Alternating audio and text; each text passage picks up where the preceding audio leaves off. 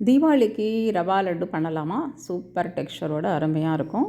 இதுக்கு 1 கப் ரவை எடுத்துக்கலாம். இதை வாணலியில் போட்டு நல்லா சூடு ஏறி வாசனை வர வரைக்கும் வறுத்தா போதும், கலர் மாறக்கூடாது.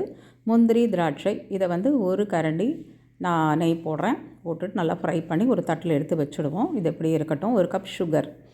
முதல்ல ரவையை இப்போ ஆறி இருக்கும், நல்லா அதை பொடிச்சு ஃபைன் பவுடராக பொடிச்சு ஒரு தட்டில் போட்டுக்கோங்க. இதுலேயே சுகரையும் நம்ம போட்டு திரித்து கொண்டு வரணும். ஆனால் சுகர் மட்டும் நம்ம 1.25 கப்பு சேர்த்தா போகிறோம். ரவையை அளக்கணுங்கிற அவசியம் இல்லை.